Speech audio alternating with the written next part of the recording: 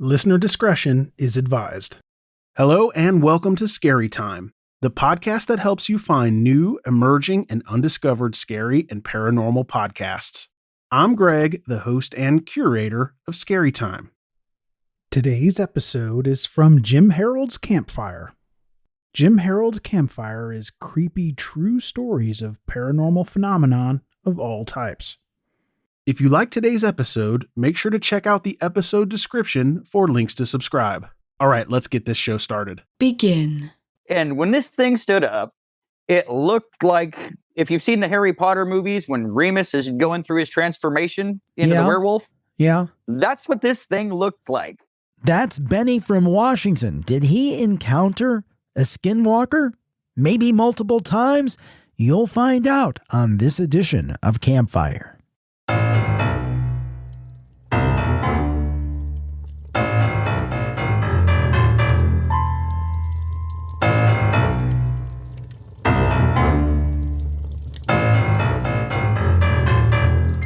Welcome to our gathering tonight. Here we share stories of ordinary people who have experienced extraordinary things.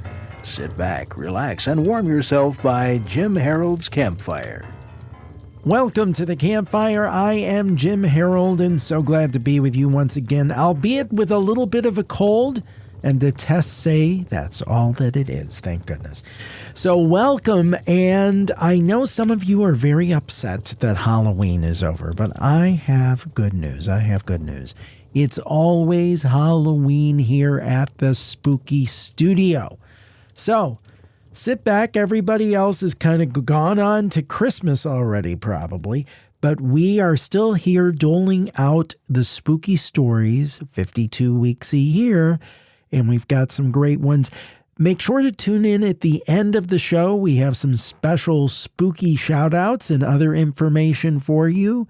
And now let's get to the first Campfire story. Next up is Benny from Washington State. We're so glad to have him on the line. He says he and his friend, his coworker Art, they listen to both this and the Paranormal Podcast, and they regularly talk about it almost daily at work, different topics that we cover. So Art, thank you so much. Stay spooky. And Benny, we thank you so much for listening since 2016 and for calling in today. And I was really excited when I saw your message because you're going to tell us about a possible Skinwalker sighting. This sounds fascinating. Thank you for joining us. And please tell us what happened. Thanks for having me, Jim. Go ahead. Well, I live in rural southeastern Washington, and I have to cross the border into northern Oregon for where I work. Well, I leave for work in what I call the vampire hours, which is I'm leaving the house at 3 o'clock in the morning. So it's still well dark.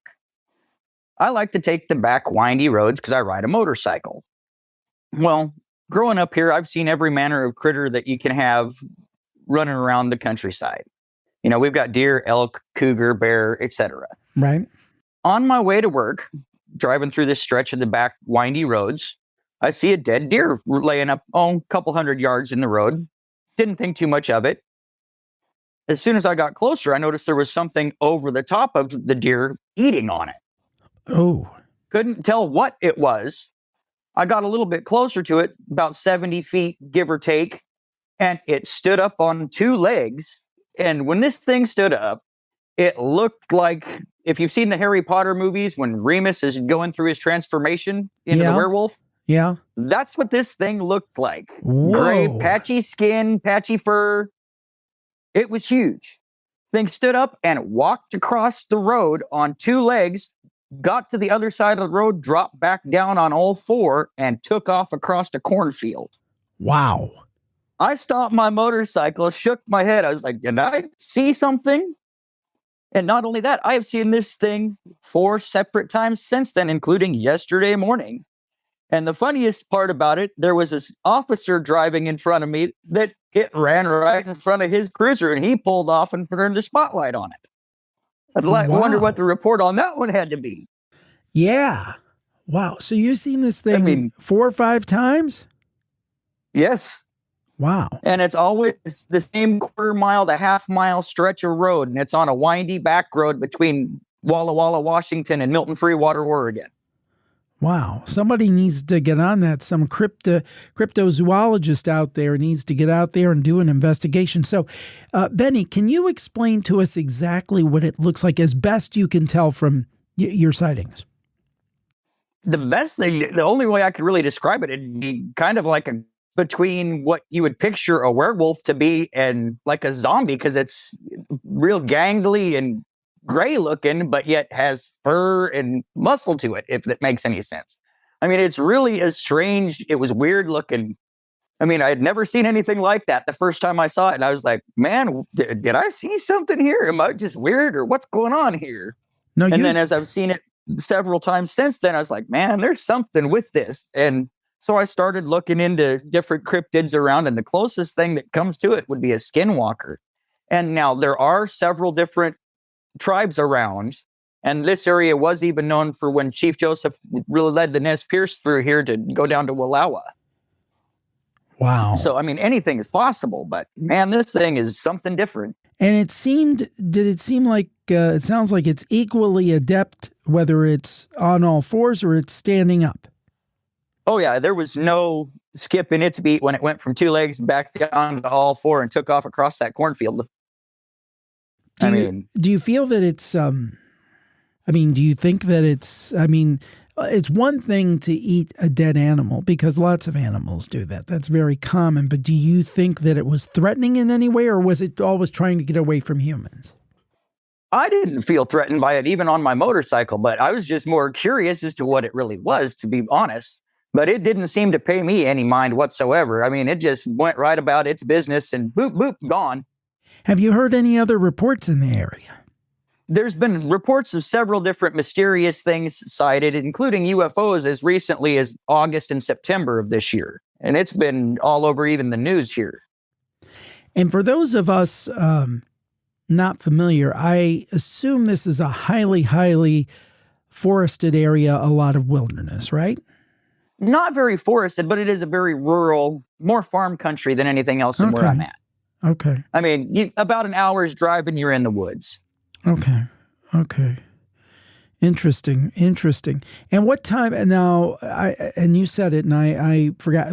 Was the first time in the morning? Every time it's been early in the morning, because I leave for work and I'm riding to work at 3:00 in the morning. Wow, that is cool. Well, I tell you, I hope that you'll keep us updated, and if you see it again, please do sign up. Get in touch with me. We would love to have you back on and get any further reports on this, because a lot of times when we talk to people, it's not an active situation. We talk to people about things that happened 5 months, 5 years, or 5 decades ago. But to have something like this, it seems like we're right in the middle of it. I would love to keep updated on this, Benny, and I would love... I'm going to keep up on it, because I've even mounted a GoPro on my motorcycle, so I'm going to start recording when I'm riding it in the mornings, just so I can get a chance. So, yeah, that and sounds like a smart thing. And if I catch anything, you'll get the footage, that's for sure. Well, thank you so much, Benny. Please keep us updated, and thank you so much for being a part of the Campfire. Will do, Jim. Next up on the Spooky Studio line is a return caller. Janine is back, and she's going to tell us, a very, very interesting story today. She's calling in from Louisiana. Janine, welcome back to the program, and please tell us this story. Hi, Jim. Thank you for having me back. So glad to be here, and happy time of the scary, spooky time. Absolutely. So happy October. Absolutely. This story was actually prompted by a caller on his show in August. And this person had a premonition of someone's death. And I think you had asked the question, which is so incredibly profound, like, should you say something to that person? Yeah. And so this experience was kind of that same thing. And I'm just really curious to hear what, you and your callers and your Campfire group thinks about it, because I guess I'll just start. It was fall 1995, and I was in my car waiting for a traffic light to change at a really busy intersection in Cincinnati. And I was the first in line to go. And the light turned green, and the car started to slowly drive by. And in front of my eyes, literally turned, like kind of shimmered, then turned to a funeral procession, complete with the hearse and cars with that funeral, like, little waving funeral flags. Yeah. And they shimmered like there was heat coming off them. But it was a cool afternoon. And I turned my head and watched as each of these funeral cars drove by. And I couldn't believe what I was seeing. It was very disorienting. And then suddenly the sea literally snapped back to regular traffic. And I just kind of snapped back to reality and started and continue my drive home. And it's like 20 minutes away, but the entire drive home, I was shaking. I was clutching the steering wheel. I felt short of breath, and I felt like I was breathing from underwater. I couldn't breathe. Huh. And a loud voice just kept reverberating in my head. Someone just died. Someone just died. And I wondered, am I going crazy? Like, why am I thinking Right. this? I mean, that would be, it'd be kind of a natural reaction to think, what in the world is going on? I saw this funeral. Even if you consider yourself to have kind of psychic ability or be intuition, to just out of broad daylight to see a funeral procession, I mean, that's kind of disorienting. It's really very much so. And I'm not sure how I made it home. It was, like, I don't know if I made it home. It's not very safe driving, obviously. And I walked into my apartment, and the light was flashing on the answering machine. So this was way before iPhones. And I remember. Right. And it was my ex-boyfriend's voice, and it was not the most amicable breakup. So I can understand why he left a message. And the message said his roommate Raphael just died at work today. Oh, And my. I know Raphael worked at Procter & Gamble in Cincinnati as a systems analyst, and he was 26. Oh, my And he Lord. died at his desk of pneumothorax, which is collapsed lung. Oh, my Lord. No, he had severe asthma. It was horrible. So then I remembered the week before, I was at a salsa dance club, and this is when the Macarena was. Yeah, I remember. Yeah. Hey, Macarena. Right. And I ran into him just a week before. So I run into him, and he had just broken up with his girlfriend. So we commiserated about our breakups, and he was really friendly and concerned despite me breaking up with his best friend and roommate.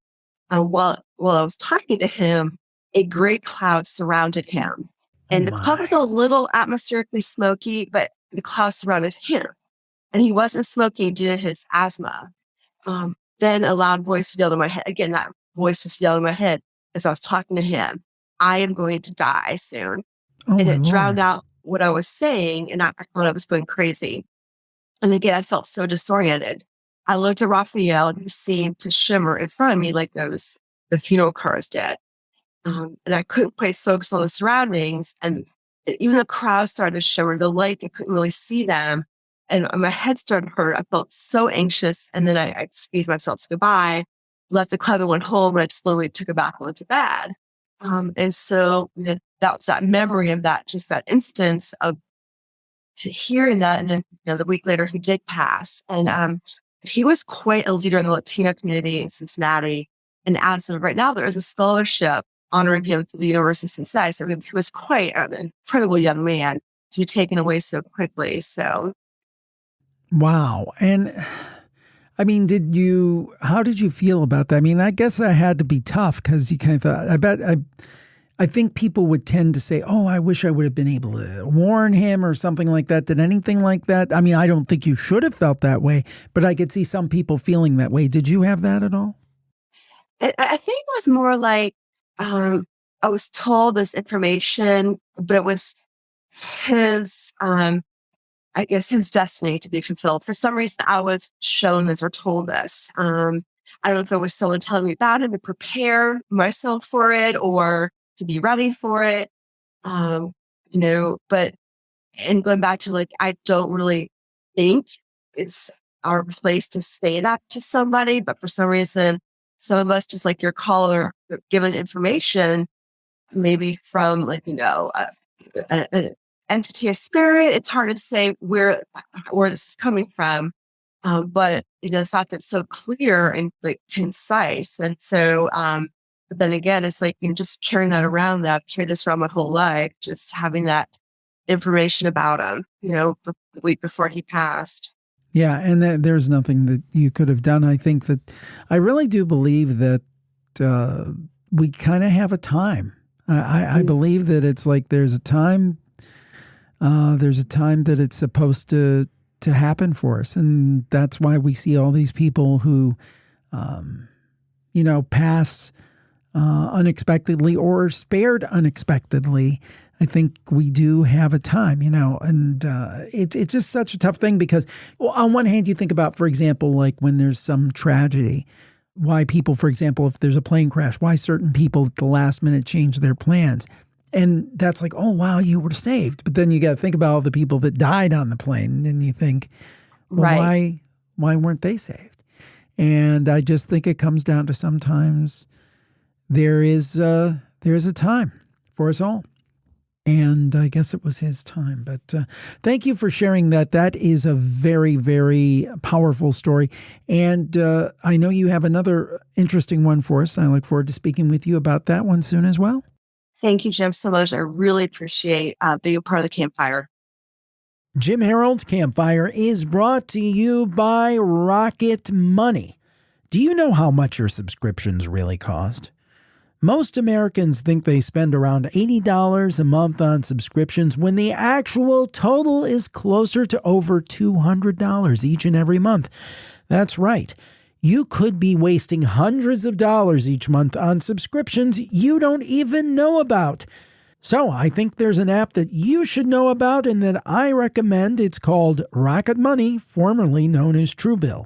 The app shows all your subscriptions in one place and then cancels for you whatever you don't still want. Rocket Money can even find subscriptions you didn't know you were paying for. You may even find out you've been double charged for a subscription. And to cancel a subscription, all you have to do is press cancel, and Rocket Money takes care of the rest.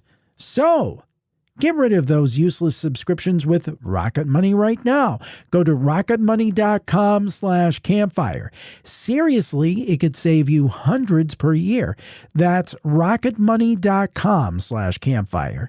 Cancel your unnecessary subscriptions right now at rocketmoney.com/campfire.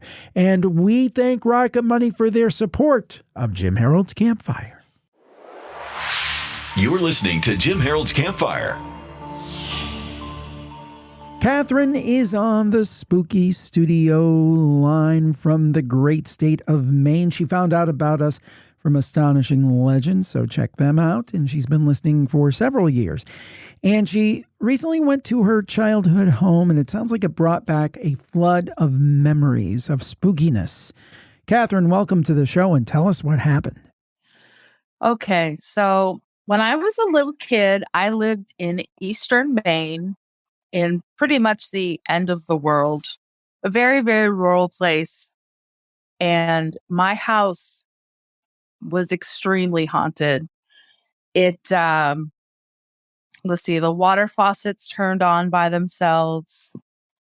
When I lived there, we heard noises when I would sleep in bed at night because it was the 80s. I had a water bed, of course. And the ghost or whatever would live there would push on my waterbed and like make it ripple at night. Huh. It was really strange. And of course, I was about 7 years old when I moved there, and my parents never believed me. And we lived there for about 5 years, and I experienced a lot of haunting there. I was, left alone in the house a lot because it was the 80s, and my parents just left me there.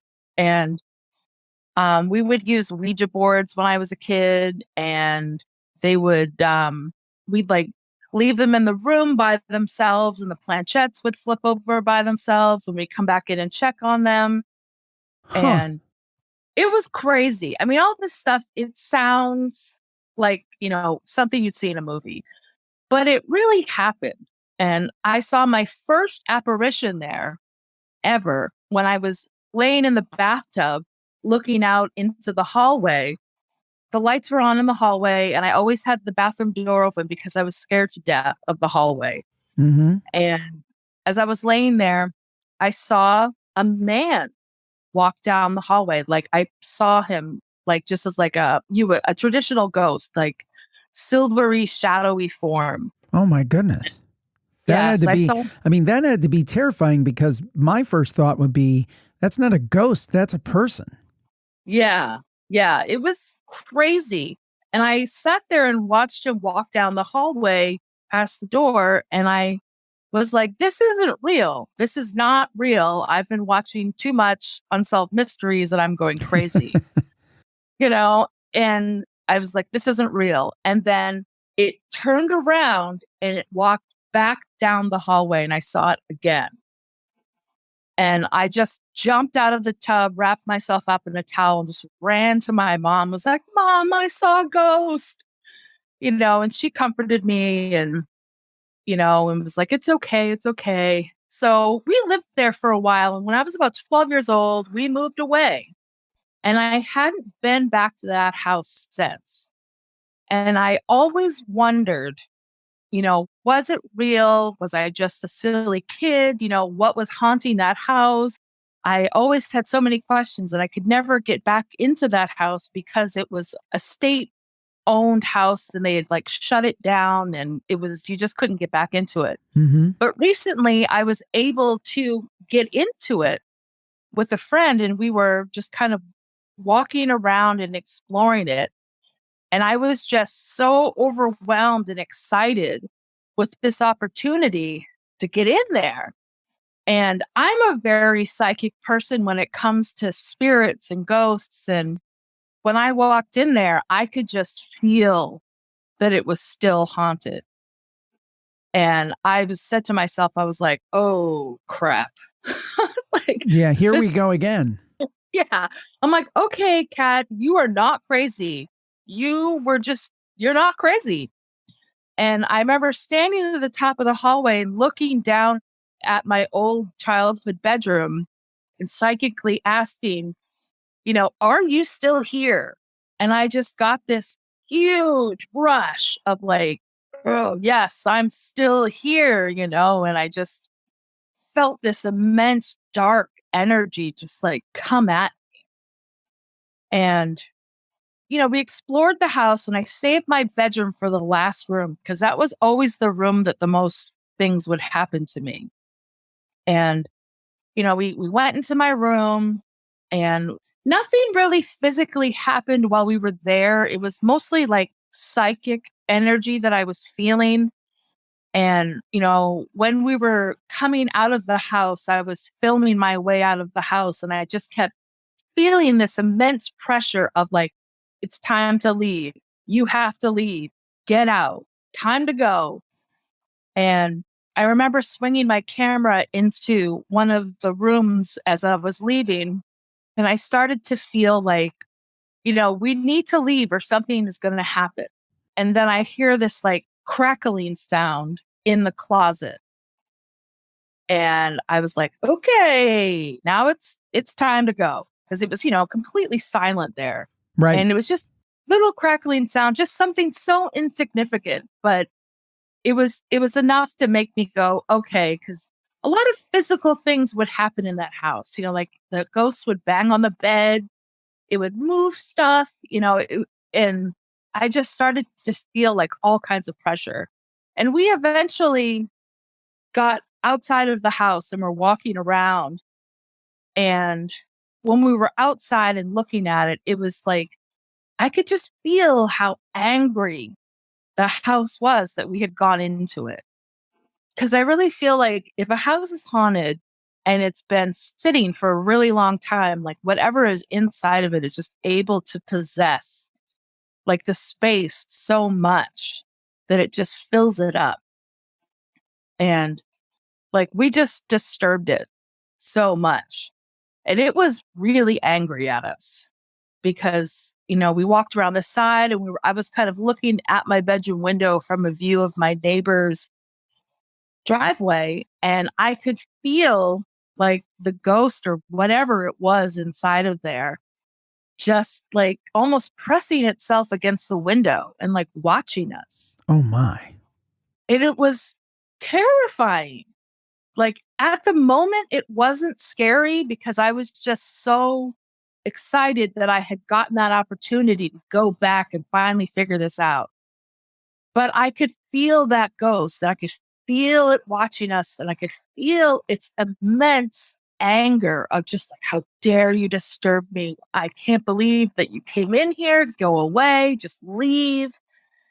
And I haven't had a paranormal experience as intense as that since about 2003 when I went to Salem. Mm-hmm. And it was unbelievable. And we ended up leaving and driving away and going and parking somewhere and talking about what had happened. And I was like just full of adrenaline at what had just happened. And my friend was completely just psychically and mentally drained from the experience. And she just started to cry. Wow. Yeah. She was like, I don't know. I'm so drained. I don't know what happened to me there. And she's like, if I was alone, I would just start ugly crying right now. She's like, I'm just completely wiped out. Now, do you think the entity recognized you as you, or were you just a random person coming in that they were teed off at because how dare you get on their psychic turf, as it were? Or do you say, hey, you're back, what are you doing here, kind of thing? I think it knew who I was because it didn't affect me like it affected my friend. And I went in there and I was just like, in my mind, I'm like, you know who I am. I lived here for so long and you terrorized me for so long. I mean, from day one, the first night I moved into that house, I remember feeling that ghost walking around and watching me and like, cause moving around the room. Cause I remember I slept in the living room the first night we moved in there cause I was afraid to sleep in my bedroom. And I remember just being watched. And it was like one of the scariest houses I've ever lived in my entire life. And I mean, I cannot believe that I lived in that house as a child because as an adult, feeling that kind of energy. Mm-hmm. And I'm like, how did I live there? How did I deal with this every single day and not lose my mind as a kid? It's unbelievable. Yeah, interesting. Very interesting indeed. Well, thank you so much for being a part of the campfire today. A great story, and I'm glad you're out of there. Yes. Thank you for inviting me, Jim, and it was great to talk to you. Val is on the line from Houston, Texas. We're so glad to have her on the show. And she's going to talk to us about a subject that really fascinates me, this idea of prophetic dreams, these prophetic dreams that, well, they make quite an impression. And Val has had them throughout her life, and she's going to tell us all about it. Val, welcome to the show. Thank you for joining us, and please tell us what happened. Thanks, Jim, for letting me share my story. I think my prophetic dream started around 5 years old. And 5 years old is really young to remember, but I have a pretty decent memory of my childhood. My first dream was really interesting. It was a shoe in the road, me being disappointed that I didn't get to eat, and some colorful balls flying through the air. An odd dream to have, but just a couple weeks into that, my dad took me on a secretive trip to McDonald's because my mother does not like unhealthy foods. And this was in Cleveland, back where I'm from. Me too. I don't know if you know that, but I'm from Cleveland, so. I do. I wondered if we were from the same area.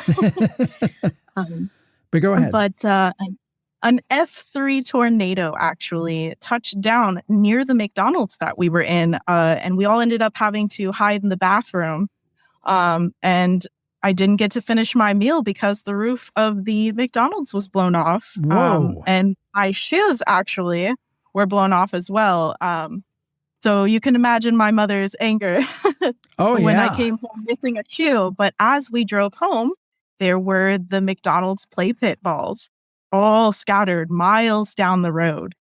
And I found that really interesting because I lost one shoe in the road, and the play pit balls, these colorful balls. And, as a kid, you don't think much about it. But I think as I got older, I had more dreams kind of similar to this. when I was in 4th grade, I had a dream that I had moved to a new place and I was walking up a set of stairs and I walked into a classroom and a girl said, "Oh, you must be Valerie. I'm on your kickball team. Would you like to sit next to me?" And it was an interesting dream, one that I didn't think I'd have. Well, years later down the road, when I was in 7th grade, I moved from Texas back up to Indianapolis for some family reasons. And my first day of school, I walked up a very similar set of stairs and kind of started to say, this place looks really familiar. Walked in to the classroom and the same girl, exact same girl, said, "Hi, you must be Valerie. You're on my kickball team. Would you like to sit next to me?" And I found within that instant, it was almost like, wow, I know I dreamed this before, but it wasn't that sense of deja vu. It was, I know I dreamed this before a long time ago, years ago. Wow. Prior. And that's when I really started to say, hey, this is a really interesting thing that happens. Unfortunately, this next dream is a little bit sensitive to share because it is such a personal and traumatic matter. The same year that I moved to Indianapolis, I had a dream one night, very horrible dream, that I was standing in the middle of a dark highway. There was nothing else lit but this one small piece of the highway underneath a lamppost and a car, very old, kind of dark blue, and I couldn't see into the windows. So I tried to walk closer to get a closer look, and I noticed that the windows were covered on the inside with red, kind of looked like blood, and it was a very weird dream, and something woke me up out of that dream. It was a loud noise in the kitchen of the house that I was living in. And so kind of happy to be awakened from that dream, I walked out to see what had made the noise, what had fallen. And as I walked out of my room to the kitchen, I saw this really dark, shadowy figure coming straight at me and fly past me. And I thought that that was very odd. My mom kind of came out of her room to yell at me, tell me to, go back to bed, stop making noise. And I did. And the following couple of days, my sister called me down to the basement. She said, "Hey, do you know these people?" and named off names. And I said, "Well, yes, I recognize those names." And she said, "Well, they passed away." And I said, "What do you mean they passed away?" And read an article about a couple of my friends who were unfortunately struck by a drunk driver and killed. It was very upsetting, and it was very far away from me. But a year later, I moved back to Texas and I found out a couple of the details. One of them being that the car that they were in was a small, dark blue, old style sedan, very similar to the one in my dream. And of course, being in an accident such as that, there is unfortunately, trauma. And I feel like it was almost a sense of closure. Somebody came to say goodbye. Wow. Whether that was one or the other, I don't know. But it was really interesting and to feel afraid to dream things like that again. But I have had dreams of fights with people. In college, I had a dream that I was with someone else other than the person I was with at the time. And I was pregnant in this dream. And I was having an argument about this relationship that I was in. And it's very interesting. And so I said, okay, it became one of these things that I would do. Is this a prophetic dream? Is this dream have some basis in reality? Or does this dream it's just that, it's just a dream? And so I started doing these things when I had dreams where what is the feeling that comes out of it? Does my body react? So do I have a deeper emotional reaction to what I'm having? Because I find with those prophetic dreams, they're almost realistic, the hyper realism. I almost like feel the emotions that I would feel in those moments instead of that kind of numb dream like state that you're in. It's almost like you're there in that space. And yeah, it's very interesting. And I've been able to continuously pick up on it to the point where it's silly enough, I've had a dream over the past couple of years that a friend who was stationed overseas came home and he confessed feelings for me in this dream. And I woke up and I told my friend, hey, I had this really weird dream. This person came home and confessed their feelings. And I thought that was funny, but I think this is one of those dreams. And sure enough, a couple days later, we keep in touch online, and he had messaged me and said, I'm coming home soon. I would like to restart a relationship with you, and unfortunately at that time I was already with my husband and I had a kid on the way. But it was interesting. And I immediately, jumped to my other friend and I said, look, I was right. This was a prophetic dream. And so now I've just taken to every dream that I find those feelings in. And I just wait for those moments. And when they start to happen, I'm like, depending on what it is. So if it's a bad dream, I will say, okay, maybe I can try to steer it away from the bad things that are happening, of course, with as much control as one can have. And of course, when it's good things happening, I love to share that with my close friend and my husband. And I'll tell him, hey, I dreamed this before, I've had this, and here's what happens next, kind of thing. Wow. That's something. Now, do you see it as a blessing or a curse or a little bit of both? I guess a little bit of both, because some of the things, it's like, again, maybe I can intercept that bad thing from happening. Maybe I can try to steer it away from being as bad as it could be. And maybe, try to face things head on that weren't, how do I explain that? It's hard to explain, I think it's a blessing too, because, it does help prepare me for things sometimes emotionally, as well as big life events, knowing and seeing those things.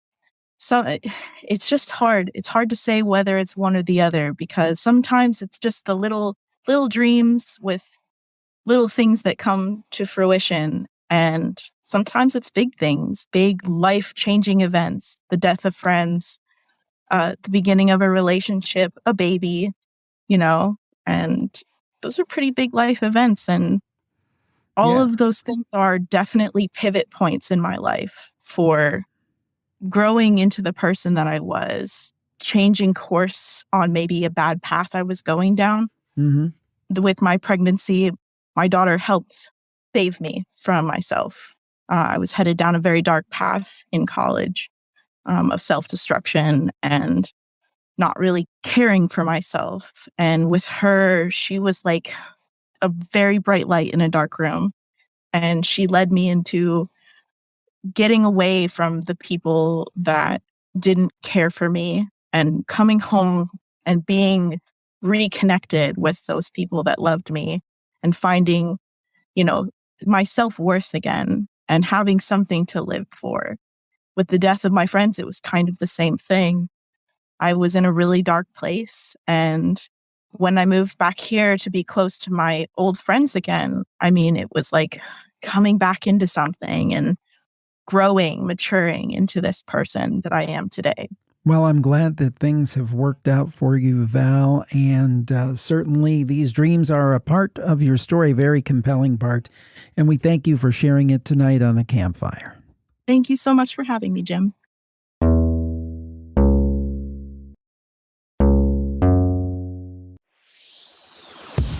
Follow Jim on Twitter and Instagram at @TheJimHarold and join our virtual Campfire Facebook group at virtualcampfiregroup.com. Now, back to the Campfire. Next up on the campfire, someone from my stomping grounds, my area of the world. Lori is on the line from the Cleveland area. And you know, when you get something for free, they say there's no free lunch. Well, Lori got something and it sounds really cool, but she may have gotten something else to go along with it. We're going to hear all about it. Lori, welcome to the show and tell us about this quote gift. Hi, Jim. Thanks so much for having me. It's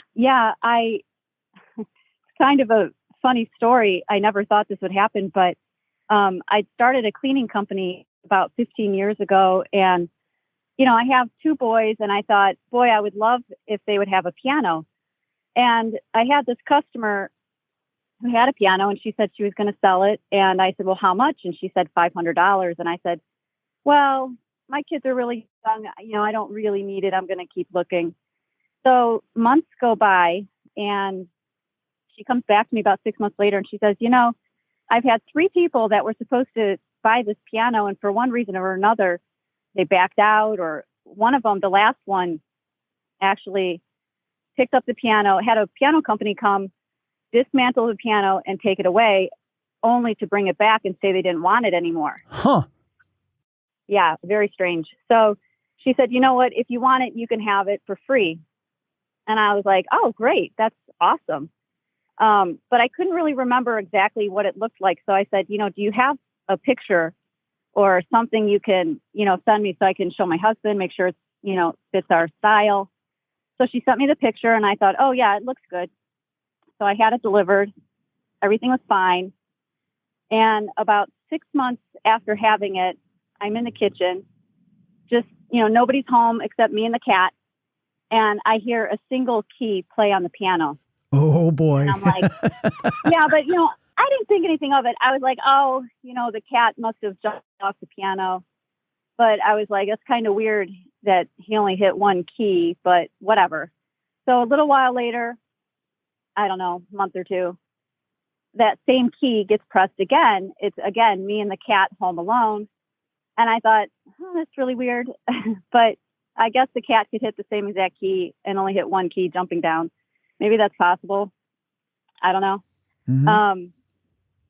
So one night, probably a year after having this piano, I'm sitting in the family room watching TV with my husband, and I keep hearing this banging. And it's like, it's not just a single bang. It's like bang, bang, and then a pause, and then bang, bang. And it kept going on and on. And I said to my husband, do you hear that banging? And he's like, yeah, it's probably just the cat. And I'm like thinking to myself, well, the cat's been outside all night, so it's not the cat. And the kids are in bed sleeping. So I'm not sure what that's about. So I go to bed and all night long, I hear this banging. It's, you know, I'm dozing in and out of sleep. And when I wake up, I can hear this banging. So I get up the next day for work. The banging has stopped. I go to work thinking about this banging all day. You know, what could this possibly be? Mm-hmm. It didn't sound like knocking. It sounded like banging. So I come home from work and I decide I'm going to investigate this and figure out where this is coming from. So I'm walking all through the house, you know, pressing on things, you know, walking everywhere. And I walk through the threshold of my master bedroom and I step down and I hear a bang. And when I pick my foot up, I hear another bang. So I'm like, oh, it's probably the ductwork under the floor, you know, from the furnace. Right. And I'm like, oh, that totally explains it. But then my heart sunk because I was like, okay, well, who was making that sound all night long? Because it wasn't me and it was my husband and my kids are sleeping and the cat gets locked up. So I don't know where that banging's coming from. So that night, you know, I'm proud of myself for finding out where the banging's coming from, but I'm still a little uneasy about why it was happening. So I'm in the living room doing some work at the desk and the piano's behind me and I'm sitting there and it's quiet and I hear someone say mom, and it wasn't like a normal mom. It was like mom, like drawn out like that. Huh. Yeah. Every hair stood up on my neck. I paused and I thought, okay, does that sound like my older son? No. Does it sound like my younger son? No. Maybe I should go check on them. And I think I'm going to look behind me. I don't really want to look behind me, but I'm going to look behind me. So I slowly turn around and of course there's nothing there. So I go, I check on my kids. They're both sleeping soundly. I go in the other room with my husband who's watching TV, and I say, "Did you hear someone say mom?" And he says, "No, it's probably the TV." And I'm thinking, no, it's not the TV. So I decided to look at that picture that my customer had sent me way back when of the piano and thinking maybe there's an orb or something I could see, Right. And lo and behold, in the picture, there's a mirror in the picture, and there's a little boy with period dress on, chubby little cheeks, right there in the picture in the mirror. And I was like, oh my gosh, this little boy is looking for his mom. So about a week later, we had a job at this customer's house, and she never is home when we're there, but she happened to be there that time. And so I said, Vicki, let me tell you this story about, your piano you gave me. So I tell her the whole story. Her mouth is wide open. She's white as a ghost. She says, oh my God, said, I grew up with that piano, and us kids used to make fun of my mother because she used to always say, who sang mom? And none of us were. So obviously the little boy was looking for his mom. I felt bad. The night after it happened, I went in the room and I shut out the lights, and I told the little boy to go to the light. I said, your mom's in the light, little boy. So I think he went because we haven't had any disturbances since, but I will never forget that story. So do you still have the piano? No, we got rid of the piano. And funny thing is, my husband hated that piano. He's like, I hate that piano. We should get rid of it. So recently we were talking about it, and he said, I used to get creeped out because one key would on the piano when nobody was home. And I was like, no way. I was like, that totally happened. But he's kind of the type, he, kind of tries to avoid any paranormal. He's in denial type person. But yeah, we don't have the piano anymore. That's really interesting. That's very interesting. Well, thank you so much for sharing this story. I believe anything that you think about something that people pour energy into, and you certainly do that with an instrument like a piano, that maybe there's something that comes along with it. Well, thank you so much for sharing this story, and always glad to hear from a fellow Northeast Ohioan. Thank you for being on the show today. Thank you, Jim, so much. Claire is on the line from the great state of Texas. We're so glad to speak with her. And she's going to tell us about something, well, we've had a lot of people call into the show and talk about, and her husband have experienced this phenomena as well. Claire, welcome to the show. Thanks for your support. And please tell us what happened. Thank you, Jim. I'm glad to be here. So this is a very odd little story. It's not very scary, but it's definitely weird. So I thought maybe somebody else could relate to it. And it was kind of fun, actually. So I had been out of town for a weekend. I went to visit my son at college. My husband couldn't go. He's a dining services director for an assisted living facility, and that involves working weekends a lot. So he was home, and I was out of town. And when I got back, it was Sunday afternoon, mid-afternoon, and he was still at work. So I started unpacking my things from the weekend. I took my bag back into our bedroom and was pleased to see that he'd tidied up a little and he'd made the bed. And he knows that that's my one household chore that I like to do every day. So I was grateful to him for that. And I noticed that in the middle of the bed was a pair of his socks, which kind of made me chuckle. But I didn't really think anything much of it. They were just socks. So as I accumulated a pile of laundry on the floor, I tossed the socks into the pile. They were kind of crumpled up, and I figured maybe they needed to be washed. So I picked up the pile and threw it in the washing machine, and I forgot about it.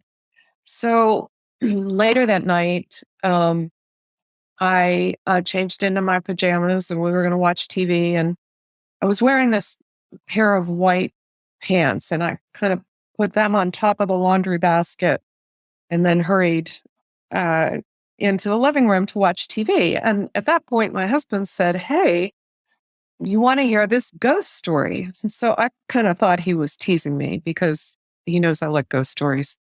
And so, of course, I said yes. And he said that earlier that morning, when he'd made the decision to tidy up and he'd gone in and made the bed and got it all neat and smooth. And then he went on to the rest of the house to pick up some things and to finish getting ready for work.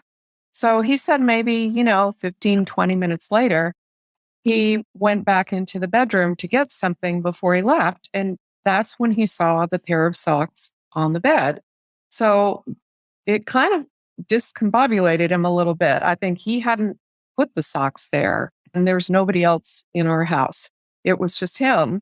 And so I think he got a little weirded out. He said he just left them there because there was no way he was going to touch them.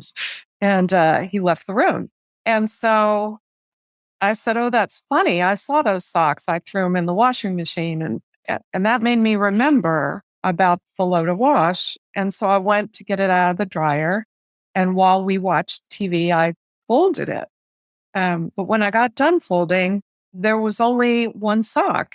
And so we were kind of laughing about that. And I figured, well, it probably just stuck to the side of the dryer like they do. So I went and checked and I didn't find it in the dryer and I didn't find it in the washing machine.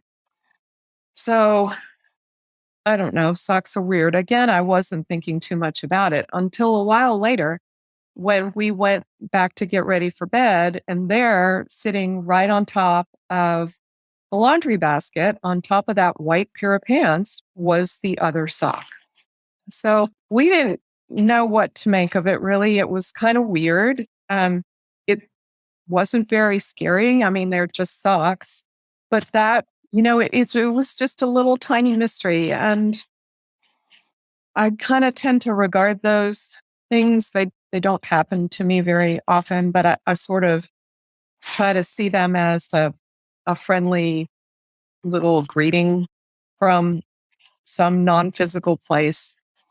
And we laugh about it now. We call it the story of the haunted socks, which I don't really think they're haunted. And I did ask him some questions about it when he first mentioned it. I said, are you sure, you weren't just going to wear them maybe? And when you were getting ready for work and you put them on the bed and forgot about them? And he said, no, those are his boot socks and he never wears his boots to work. And not only that, but his closet is actually in a different room. So it's not like his socks are kind of laying around everywhere. They were in an entirely different room. But anyway, that's the mystery. Well, I kind of take it the same way as you take it, that it is, something saying wink, wink, nudge, nudge. And as we were talking off air, we've talked about this quite a bit. The book Jot, just one of those things by Mary Rose Barrington, who passed away a year or two ago. Unfortunately, I wish she had been around to see how many people have talked about this phenomena on this show. And I know you bought the book, you said, but I think it is. I think it really. So many people have mentioned this. One or two people, it could be well, maybe they just misplaced something and just forgot. But I honestly believe that folks are really retelling just something very, very strange that's happened to them. It's not, it's a horrible, terrifying thing, but just something that seems to happen over and over and over to people. And I kind of take it the same way you do. It's kind of a wink and a nod from something in the universe. It's very interesting.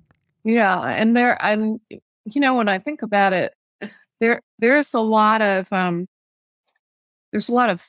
sort of things happening around us. My father-in-law is very ill. I recently lost a friend. Oh, I'm sorry. Thank you. Some other people that I know have lost family members. Like in that way, it's nice to have a little reassurance, even if I don't know where it's coming from. Well, we wish you the best, certainly. Claire, thank you for being a part today of the Campfire. Thanks very much, Jim. It's been a pleasure.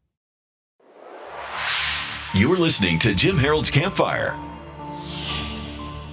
Next up on the campfire, we've got Gavin from the UK. Love to hear from our friends in the UK. They're always so supportive. And he's going to tell us a story about, a place where he lived and the strangeness that ensued. Gavin, thank you so much for taking time out of your busy day, and please tell us what happened. Yeah, thanks for having me on, Jim. I really appreciate it. I've been listening for a long time, so it's a bit of a dream come true to finally be on the show with you. Yeah, so this story takes place in about 2000, starts off in about 2007 and then jumps to about 2013. So it's sort of two stories that are connected. Some people have told me it's not really a ghost story, but you could also say it's maybe a series of strange happenings. Anyway, so I'm from the south of England, but my parents are from Scotland and from towns near Glasgow. And I decided to go and do my undergraduate degree in Glasgow to sort of, be around family and stuff like that. So I moved to Glasgow in 2004, it was. Yeah, not 2007, 2004.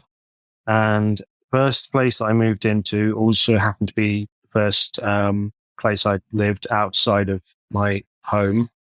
I don't know if you know the way that most of Glasgow works, but it's very old style tenement buildings, a lot like in sort of New York or Chicago.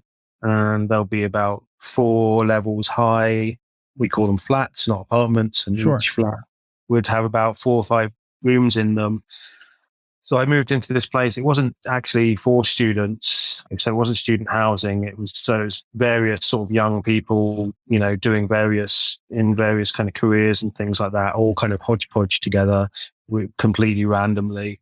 And things first started getting quite, there was a lot of strangeness in the flat to start off with, but various strange things going on. But what basically happened, it's quite hard to describe, is that I started waking up in the evenings, middle of the night, with the sensation my bed was shaking. The only way I can describe it would be somewhere between those sort of motel sort of lady fingers, electric fingers, whatever you guys call them, a sort of mild sensation like that up to sort of a mild earthquake. And now I've obviously been listening to your show for a long time, and I've heard similar accounts being told before, and people always describe them as being like a mild earthquake or something.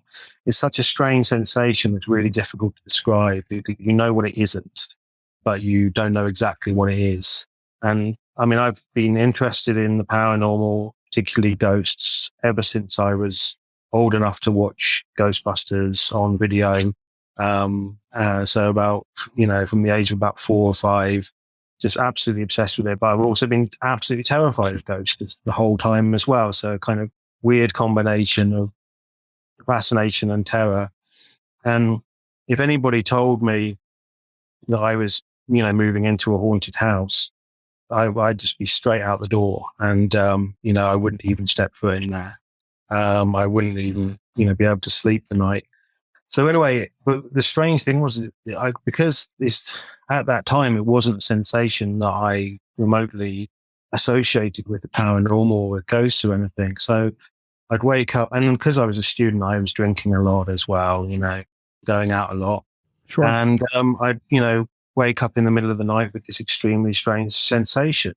So, and this happened an awful lot, and I just didn't know what to make of it. And often when it would happen, I'd wake up very, very groggy. And sort of barely even remember it the next morning. And at the time, wouldn't really know what to make of it. But it was like the entire bed was shaking, not the room, just the bed, like literally as if somebody was picking up the bed and just shaking it with all their might. But that would obviously have to be someone very strong. So anyway, a few months or weeks later, a young couple moved in, and I got very friendly with them. After knowing them for a little bit, we went for a drink at the local pub around the corner and getting to know each other a bit. And just out of the blue, I'm not sure whether it was, because of after having a couple of pints or what kind of instigated this. It was so long ago now that I can't remember a lot of the details are quite fuzzy. But the guy suddenly piped up, and just my memory thinks, we must have been talking about something. But he just suddenly said, "Oh, I wake up every single night and there's an old man sitting on the end of my bed, and he's just sitting there, and he doesn't say anything. And it was at that point, somehow I just associated the two things, just suddenly slapped together in my mind. I suddenly knew that they were connected, even though I hadn't thought of the bed shaking as being remotely paranormal in any way. I had no idea what it was. Suddenly, somebody connected the dots in my brain. I knew they were connected. And at that point, I was completely freaked out. I mean, I stayed there for a good while longer. And I don't remember, as I say, it was a long time ago. And I don't really remember what I felt or thought about it afterwards, or if it continued. It must have continued. But I don't remember being scared of it. But anyway, I mean, I've told people about this, over the years, and a lot of people said, "Oh, it's not paranormal, it's ghosts. It's, it could be anything, And of course, Glasgow has an underground train system, but it's nowhere near that part of the city where I was living. You could explain it in any way, but as I said, something you just knew what it wasn't. But that story that he told me, really sent shivers up me. And he was sort of deadly serious. He was quite a relaxed guy, and he was deadly serious. His partner sort of seemed to corroborate it in a strange way, like she didn't want to talk about it. Right.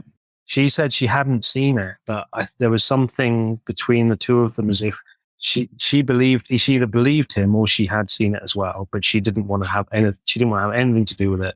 She was sitting there and she just didn't want to talk about it. So my feeling is that she had seen it too, but he said it was an old man sitting on the end of his bed. Anyway, fast forward for the sake of brevity.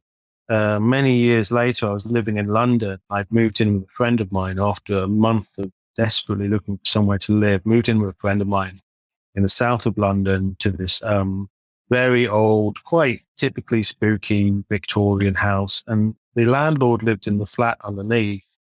And as I was moving in, literally as I was like moving boxes in, he just turned to me and said, "Oh, this place is haunted, don't you?" Which is the most ridiculously, I mean, he's shooting himself in the foot there, just to say that as somebody's moving into his house. And anyway, as I said earlier, I mean, if somebody had said that to me, and my instinct was literally to turn and run. I can remember the feeling, but I was so desperate for somewhere to live at that point. I just had to take it. And I remember, and again, I mean, you could say that it's the power of suggestion and all that, but I found the place really, I've never lived in a creepier, colder, more unwelcoming house than this one. And for a variety of reasons. And after a while, I moved from one room because it was just so ridiculously big. And I felt incredibly uncomfortable. So I moved rooms into a smaller room. And almost immediately, as soon as I'd moved into the smaller room, I had the same sensation as back in Glasgow of the bed. And I've lived in many, many, many flats and houses over the years. These are the only two places I've ever had it.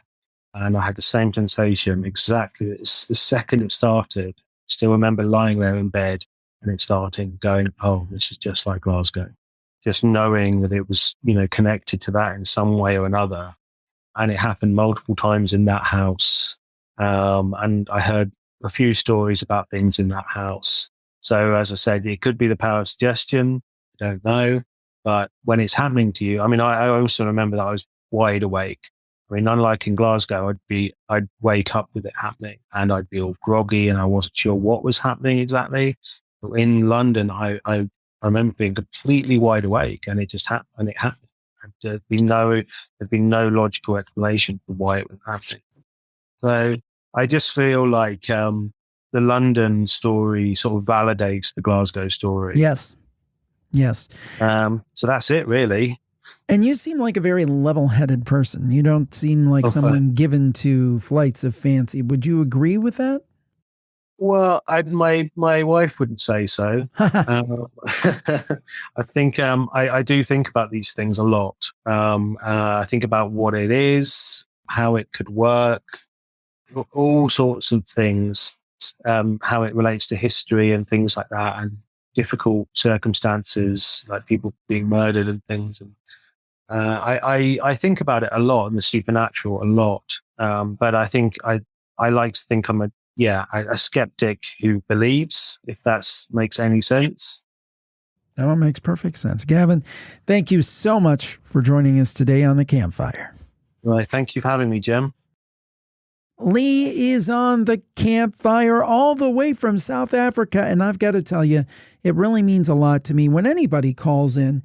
However, it's doubly gratifying when we know people listen in other countries. It makes my day.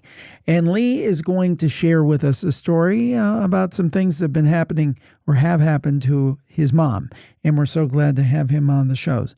Lee, welcome, and please tell us what happened. Hi, Jim. Thank you so much. Well, my mom, to put it into context, my mom is a very devout religious person, and I'm sort of skeptical.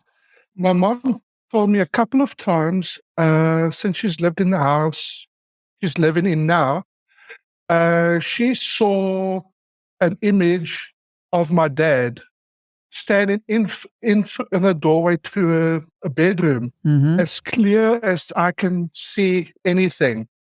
And he just stood there looking at her, shaking his head as if he was apologizing for something.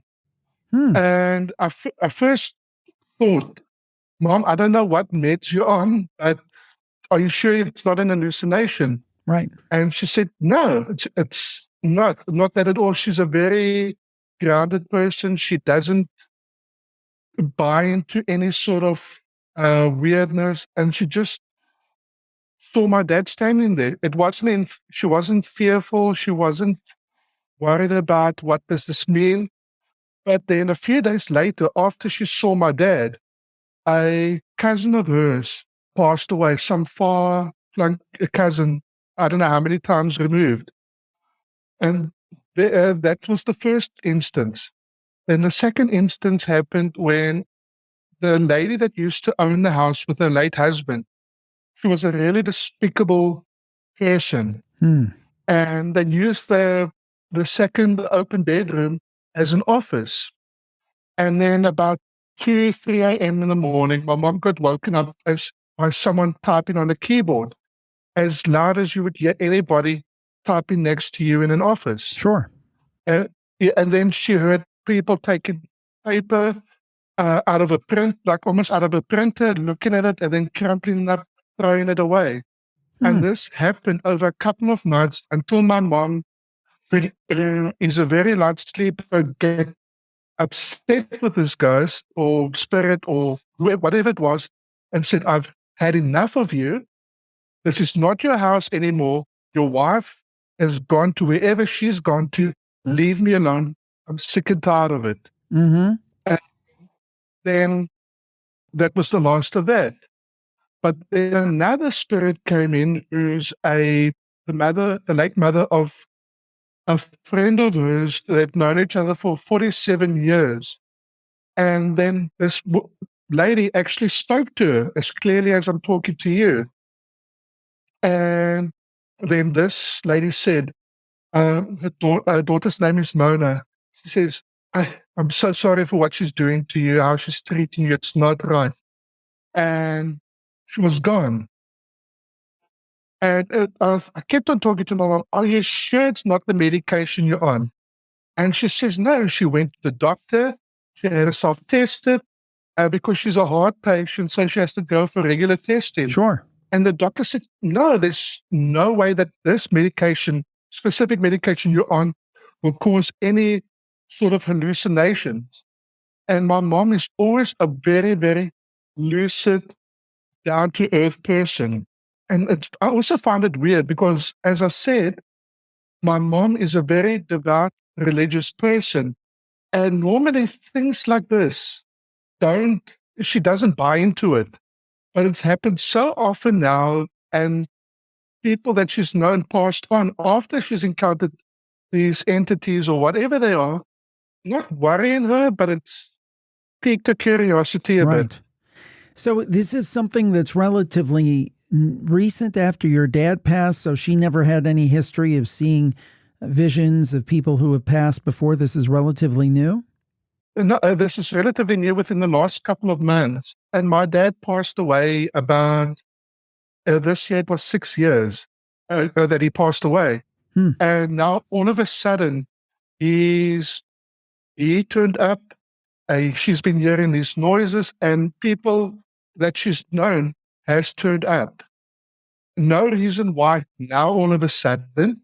And it's just, she can't explain it. She's curious. She's not fearful of it. She just gets upset that people will waking her up, telling her things that she said could wait until the morning. Right. Interesting. Well, I do believe people have this ability, and I think you're also smart to double check on the medical possibility. That was really smart to check because as people age, they get different afflictions and things. So I think it's smart to keep an eye on that. But I do believe that sometimes things are unveiled to us, Lee, things that are of the other side. And maybe your mother has gained, with time, some kind of gift like later in life. I'm not sure. Because in South Africa, we have the superstition where in the Afrikaans language, it translates to when you're born. If you're born with that membrane or whatever it is babies are born with, and instead of splitting and you coming out, it's still on you, and then they have to wipe it away.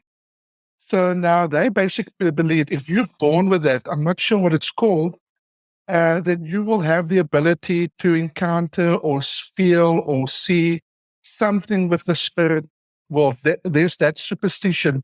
And my mom always said she was born like that, with that way. So she feels she's always had it to some extent. Yes, definitely. And she's only experienced it now because maybe she feels like, as she's put it, maybe God wants her to tell people, hey, look, you're doing this wrong, or you need to change this, or I have this message, or try and offer people some comfort. Very, very good. Lee, thank you so much for joining us all the way from South Africa. Really, thank you so much. I really appreciate it.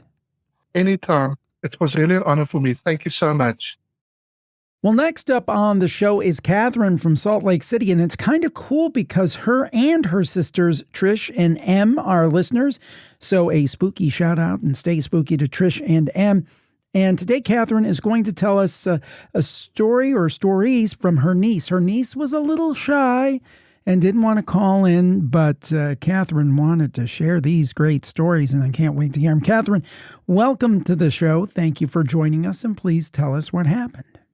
Okay, so my niece was a CNA and at a very nice assisted living center with an elderly population, and she had some paranormal things happen there. So the one story that she said was the creepiest happened in a particular residence room. She said there were many CNAs who told her that they'd heard voices and had other creepy experience in this residence room, but she didn't believe in that sort of thing. So she tended to think, because most of them happened working late at night, that they were just kind of making it up because it was late at night. Kind of spooky, yeah. Yeah. So she did find out, though, that they were right. There were things happening. She said one night she put a certain resident to bed quite early and was supposed to check on her every couple of hours. This night was super busy, and a few hours had gone by. She was nearing the end of her shift when she realized that it had been almost 4 hours since she'd last checked on her. It was about 10 o'clock when she walked toward the room. She listened outside the room to hear if anything was going on inside and didn't hear anything. So she didn't knock, not wanting to wake her up. She opened the door slowly and listened again, and she heard a man's voice. She quickly ran down the hallway because she'd never been so scared in her life. And when she got to the office, she saw all of her coworkers were there. So she knew it couldn't have been one of them. Huh. And she told him what was going on. And there was a certain older coworker who didn't believe her and volunteered to return to the room to check it out. They ran back down the hall together and slowly opened the door, and her coworker also heard the man's voice and freaked out a little. This resident had dementia and wasn't usually able to formulate sentences very well, but she was answering the man's voice in complete normal sentences. Oh, wow. Right? So they closed the door for a minute, and they knew they needed to go in the room to see what was going on. So they quickly opened the door again, turned on the light, and walked in. Nobody was in the room except for the residents. She was wide awake, sitting up in bed after being in bed for almost 4 hours. They asked her, "Were you talking to someone?" And she said, yes. Then they begged her to tell them who she was talking to. And she said, "Wouldn't you like to know?" Oh, man. She said this was the creepiest thing that's ever happened to her. And she knows for sure there was a voice of a man in the room that night. The next day when she was talking to the resident, she asked her again, "Who was it you were talking to last night?" And the resident again said, "Wouldn't you like to know?" Oh, that's weird. Wow. That is strange. Now, there's more, though, right? Yeah, she has a few other experiences from there if you'd like to hear another. Yeah, please give us another. Okay, this was another pretty creepy thing. She said this story happened between me, a coworker, and a resident a few hours after I got off my shift. She said we had a resident who was very particular about her bedtime routine. She only liked to go to bed when it was dark and needed her bedroom lights turned all the way off in order to fall asleep. She also required full assistance and wasn't able to move on her own. So we helped her get to bed every night. And this particular night, it got dark around 9:30, and that's when they put her to bed. And then after she put the residents to bed, at 10 o'clock, she left and that's when they locked down the facility. At 2 o'clock, her friend was working the night shift, and her friend said the resident pulled her alert button. So at 2 a.m., the friend went down to the room, but the light was on, and the resident was wide awake. Mm-hmm. The resident asked my friend to turn off the light since she was unable to move about on her own and do it for herself. And then she asked the resident, the CNA did, "So did the CNA who put you to bed forget to turn out the light?" And the resident said, "No, she did turn out the light," which was my niece. So she knew she had turned the light out. So the resident said, "Yeah, the light was off, but then I had a visitor that had come to talk to me in the middle of the night, and she turned the light back on, and that the visitor had just left. So she needed the light off again." So the CNA said, "That's confusing because the building locks at 10 and we don't have visitors at night." And the resident said, "Well, didn't you see her? You passed each other when you came into the room and she waved at you as she left." So the coworker ran out in the hall, but there was no one there. And they really believe it must have been a ghost because my niece knows the light was off. And the only way that light could have turned on is if someone was in the room. Wow. Wow. Man. And that's the thing. I mean, particularly now, these people didn't sound like they were dying or anything, but there's a lot of deathbed visitations that are reported. There was one story we had in the Campfire quite a while ago.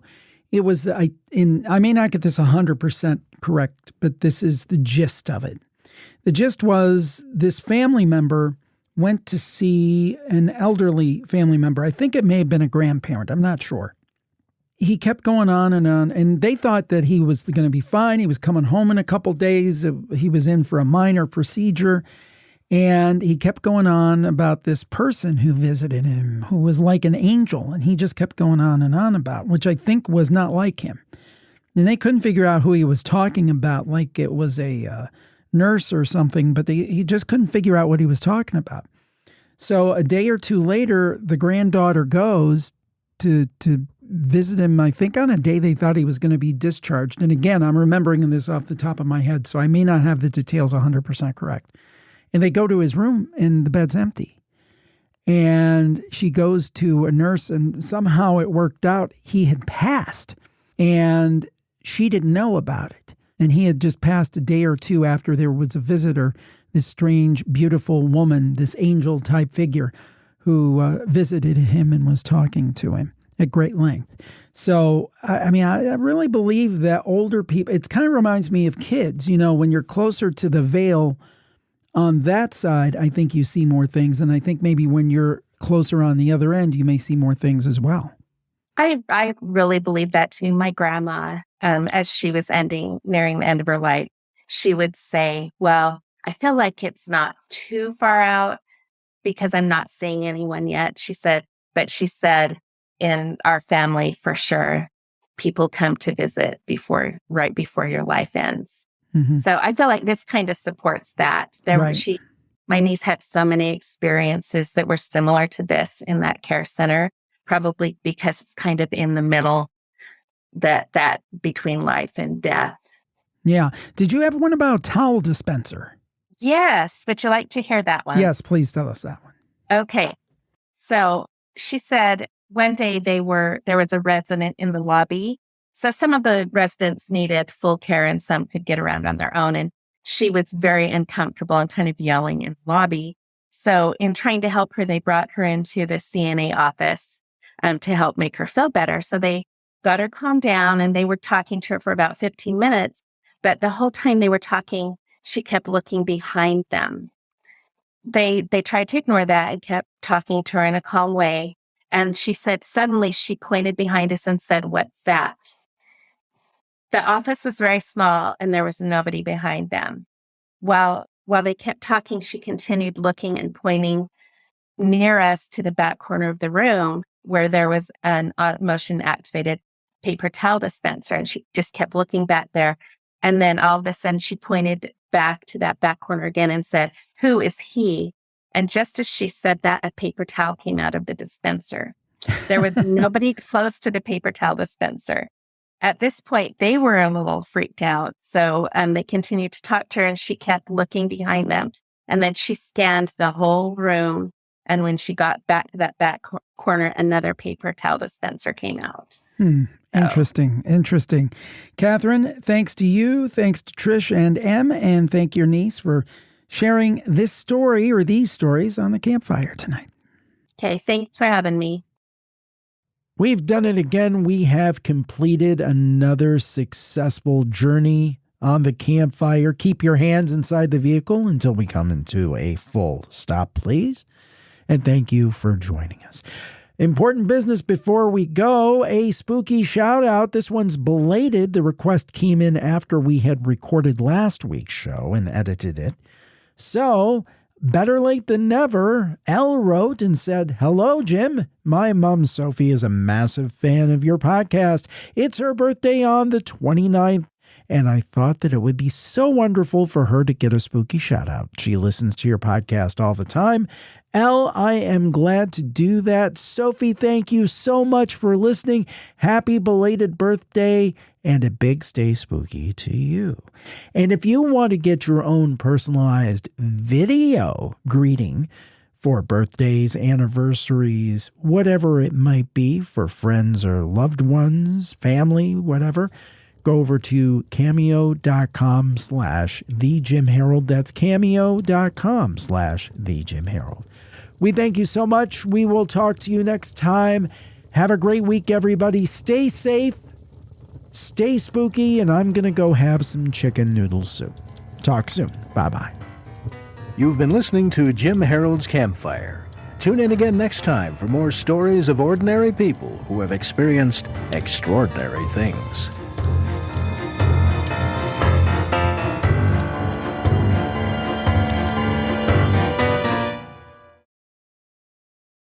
Thanks again for listening to Scary Time by Indie Drop-In Network.